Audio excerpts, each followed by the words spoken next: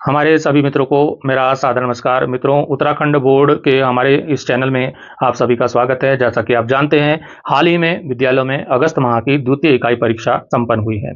आज के इस वीडियो में हम कक्षा 7 हिंदी और संस्कृत के प्रश्न पत्र का 100% सटीक और संपूर्ण हल देखने वाले हैं।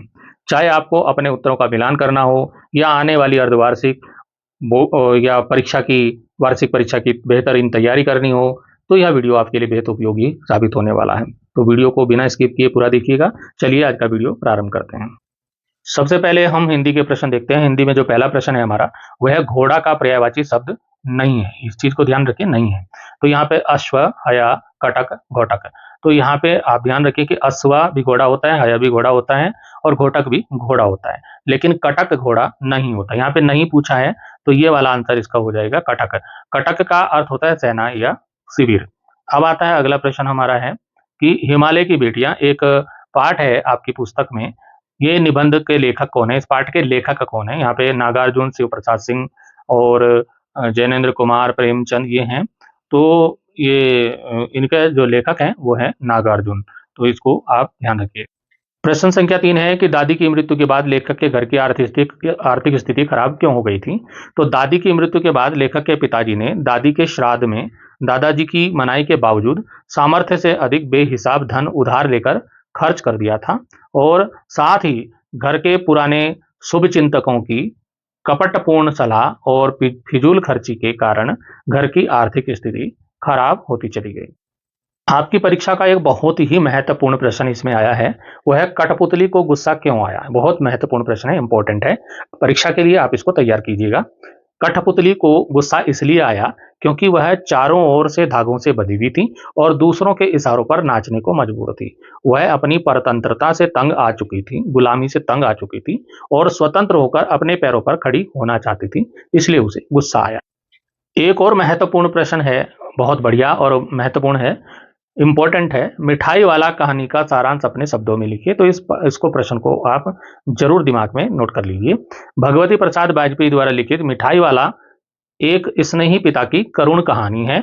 एक अमीर और प्रतिष्ठित व्यक्ति अपने बच्चों और पत्नी की असामयिक मृत्यु के बाद अपने बच्चों की झलक गांव के अन्य बच्चों में तलाशने लगता है।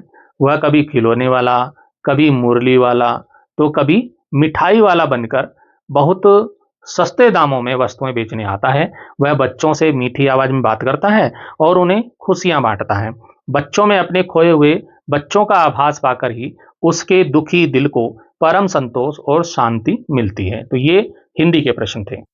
अब हम बात करेंगे कक्षा 7 की जो संस्कृत की पुस्तक है आमोदिनी। आमोदिनी से कौन से प्रश्न आपकी परीक्षा में आए थे और उनका क्या क्या उत्तर आपको लिखना चाहिए था। तो यहाँ पे प्रश्न है, एक पदेन उत्तर, मतलब एक पद में, एक शब्द में, एक पद में आपको उत्तर देना है, मतलब छोटा उत्तर, बड़ा उत्तर नहीं देना है। तो यहाँ पे भारत से राष्ट्रगान से रचयिता का, भारत के जो राष्ट्रगान है, राष्ट्रगान के लेखक रचयिता कौन है? तो रविंद्रनाथ ठाकुर आप लिख सकते हैं, या कुछ बच्चों ने रविंद्रनाथ टैगोर लिखा होगा, तो दोनों ही सही हैं। अगला हमारा प्रश्न आता है अति लघु उत्तराणी, मतलब छोटे उत्तर आपको देने हैं। प्रश्न है कुरुमांचले। कुरुमांचले मतलब कुमाऊं क्षेत्र में। देखिए, उत्तराखंड में कुमाऊं और गढ़वाल क्षेत्र फेमस है। तो कुरुमांचले मतलब कुमाऊं क्षेत्र में का प्रसिद्ध अस्ति, क्या प्रसिद्ध है? एक पाठ में आया है, एक पाठ आपने पढ़ा होगा, तो उसमें आया है कुरुमांचले दारमा उपत्यका प्रसिद्ध अस्ति। दारमा उपत्यका होता है दारमा घाटी। तो कुमाऊं में कौन सी घाटी प्रसिद्ध है? दारमा घाटी प्रसिद्ध है। अब अगला यहाँ पे प्रश्न आता है संधि करने वाला। संधि करिए या संधि विच्छेद करिए। तो एक आता है इसमें धर्म धन अनुरागिणी, धर्म जमा अनुरागिणी, इनको जोड़ के लिखना है, तो ये होती है संधि। धर्मानुरागिणी, धर्म के अनुसार चलने वाली, धर्म को से प्रेम करने वाले को बोलते हैं धर्मानुरागिणी। अगला आता है हिमालय। हिमालय हिम धन आलय, हिमालय का घर जो होता है हिमालय। तो ये इस तरह से इसका संधि विच्छेद करना है। जब जोड़ के लिखते हैं तो संधि होता है, जब उसको हम तोड़ के लिख देते हैं तो संधि विच्छेद होता है। अगला हमारा प्रश्न है कि संस्कृत भाषायाम अनुवाद कुरुत। हिंदी में है वाक्य, उसको संस्कृत में ट्रांसलेशन करना है, अनुवाद करना है। मैं उत्तराखंड में रहता हूं, तो इसका हो जाएगा अहम उत्तराखंडे निवसामि, मैं उत्तराखंड में रहता हूं। दूसरा है मंदिर के चारों ओर वृक्ष हैं, तो मंदिरम परिता वृक्षा संति। इस तरह से आप इसको संस्कृत बना देंगे। जैसा कि आपको पता है, मासिक परीक्षा में उत्तराखंड बोर्ड में 5 प्रश्न पूछे जाते हैं। तो ये 5वां प्रश्न संस्कृत का है। उपयुक्त शब्दम चित्वा रिक्त स्थानानि पूरयत। वहां पे आपको खाली स्थान भरने हैं। दो दो शब्द ब्रैकेट में दिए हैं, उनमें से एक शब्द को आपको भरना है। जैसे कि यहाँ पे मैंने भर के आपके सामने उत्तर दिखा दिया है। राष्ट्रध्वज, यहाँ पे 2 शब्द दे रखे, त्रयः और त्रिभि। वर्णय संयुक्तः, जो राष्ट्र ध्वज है, हमारे देश का जो झंडा है, तिरंगा झंडा जो है, वो 3 वर्णे, वर्णे होता है रंग, संयुता मतलब बना हुआ, 3 रंगों से बना हुआ है। तो यहाँ त्रिभी, ये यहाँ पे भर देंगे इसको। फिर अगला आता है अस्य शिखा वर्तते। अस्य सिर से, शिखा वर्तते, उसके सिर पर शिखा होती है। किसके? मोर के। मोर के सिर पर क्या होती है? शिखा, मतलब चोटी होती है। फिर आता है राष्ट्र मुद्रायाम सिंघा। राष्ट्र मुद्रा में, जो देश की मुद्रा है, उसमें सिंघा मतलब शेर। दृश्यंते, दृश्यंते मतलब दिखाई देते हैं, शेर दिखाई दे रहे हैं। अगर एक शेर होता तो दृश्यते होता, लेकिन अब सिंघा है, बहुत सारे शेर, मतलब 3-4 शेर उसमें दिखाई दे रहे हैं, तो उनको क्या बोलते हैं? दृश्यंते आ जाएगा इसमें।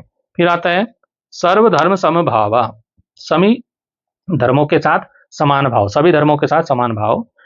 रीति, युष्माकम अस्माकम, तो तुम्हारी रीति है या हमारी रीति? हमारी रीति है भारत वालों की।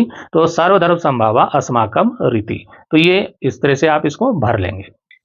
तो मित्रों, यह था हमारी कक्षा 7 की हिंदी और संस्कृति का परीक्षा का प्रश्न पत्र का पूरा समाधान।